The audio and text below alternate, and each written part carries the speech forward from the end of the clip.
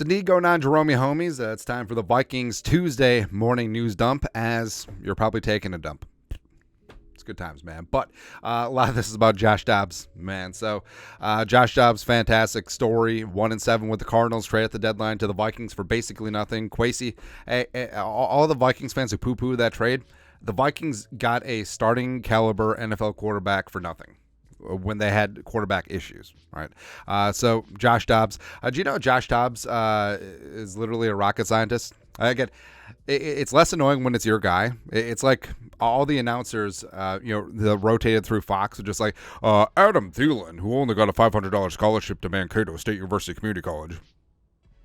It's fine when you got, but it's like, and hey, did you know Antonio Gates and Jimmy Graham and Tony Gonzalez play college basketball? Like it's getting to that level. But no, it's still fantastic. And the Passtronaut. All right, so I think that I know that Josh Dobbs is a pretty easy nickname, but the Passtronaut is fantastic. And it dates back to, I believe Tennessee Vols fans came up with it in like 2015, 2016, back in the so, I mean, it's good. It's really good one. Plus, how great would it be Josh Dobbs wins the Super Bowl, and then he gets in the NASA program, and then he goes to like the moon or something? Let's go. Ooh. So he gets a replica of Vikings Jerome Barty and leaves it on the moon. Ooh. World's greatest trophy case, baby. That's right. Also, so Dobbs Mania is on, man. And the whole question is, a lot of people are going to have demand for Josh Dobbs jersey. I mean, everyone loves the new QB in town. Like, think of back 2017, how many Keenum jerseys were out there, man. But question is, the Vikings, who had just acquired Josh Dobbs, did they print any? Right. Kevin C. for ESPN, who's not Carl Gershman. Monday, 11 a.m. Central Time, which is the only time zone that matters. Scott Sandstrom, assistant manager of the Vikings locker room store in Eagan, is making a batch of Josh Dobbs jerseys as we speak. Now, is he an officially licensed production manager or assistant to the regional production manager? I don't know. Hey, Scott Sandstrom. Huh? What up? Although, doesn't he look like everyone's uncle? Anyways, but are we sure like it's the new jerseys? Is this the Nike Fuse jerseys, or are they just taking old ass Greg Jennings jerseys and just putting Dobbs over the top? I don't know, man. And also, this is great because Josh Dobbs, when he got traded to the Cardinals and he was their starting quarterback, like there was a viral video of him literally trying to make his own jersey, number 9 Dobbs jersey at the Cardinals team store, and he couldn't do it. It kind of reminds me, who was it? I think it was Danny Woodhead, who was at like a Dick's Sporting Goods or a Shields or a New England equivalent of that, and like he was trying to get people to buy his jersey or something like that. It's funny, man. But with Dobbs, like he produced, like he got things done when asked to take over against the Falcons, and also he got it done in the previous game, his final game with the Cardinals, when the Arizona did a backdoor cover against the Ravens. And Josh Dobbs is the first player in NFL history to score 3+ touchdowns in back-to-back games for 2 different teams. Which that only can happen in a trade deadline situation, right? Like who else would have maybe been in that realm? Like maybe McCaffrey, 3-3, maybe. But who's the other starting quarterback that's actually traded mid-season and actually plays in back-to-back games? It's kind of crazy, man. Also, this is great too. So, I mean, Josh Dobbs obviously can move, but when you think about running quarterbacks, you think about, I don't know, you think about Lamar Jackson, right? You think about Josh Allen, and Josh Dobbs. Like he runs, except he's not. Like he doesn't seem like a scrambler, and he doesn't seem like he's running that fast, but he's got long strides, and dude's got moves, and he is pretty damn fast. But Andrew Kramer Strib pointed this up. NFL leaders of 20+ yard runs this season via Pro Football Reference. Devin Akane, yes. Zach Moss, wow. Raheem Mostert, yes. And also Josh Dobbs, up there at 6, man. It's great. Also 2 touchdowns from 20 yards out. It's fantastic. And it does bring something interesting to the offense. And I think it's something that Jaron Hall would have brought too, as he has great mobility as well. So, I mean, this offense could get really interesting moving forward.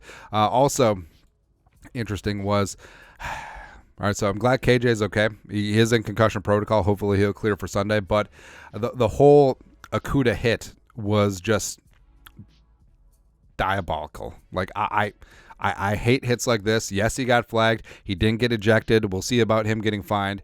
They should consider a suspension. Now, I understand.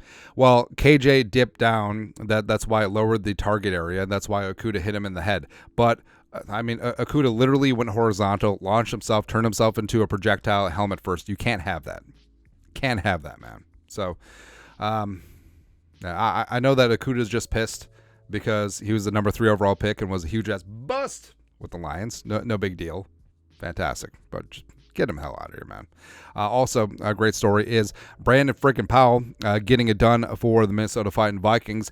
Game-winning touchdown. Also had a nice punt return.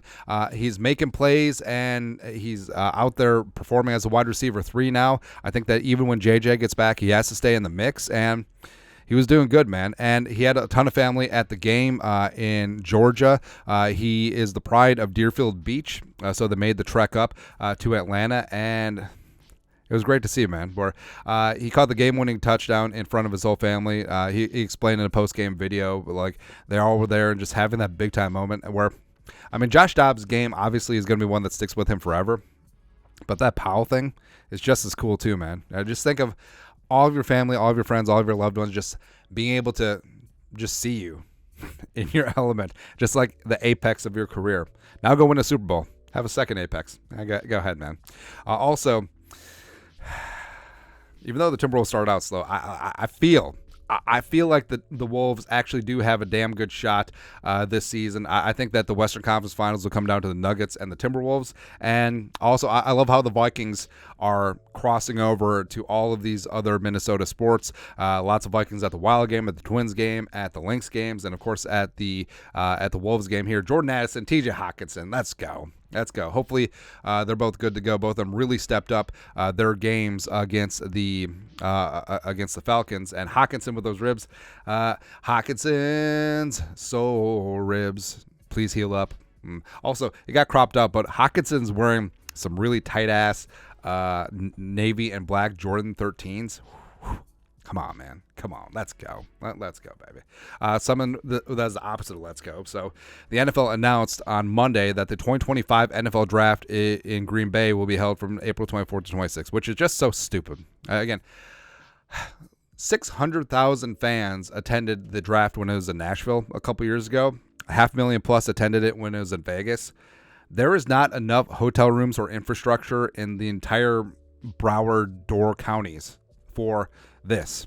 And and you know what's gonna, since it's scarce supply, the demand is going to be there, and the prices are going to skyrocket. So there's going to be fewer fans, prices are going to be through the nose, and it's going to be a worse experience. Like, it's so stupid. Now, cities like Chicago, fine. Nashville, yes. Philly, sure. Kansas City, yes, absolutely. Like, those cities can accommodate this, but this is just stupid pandering to what's seen as a national brand.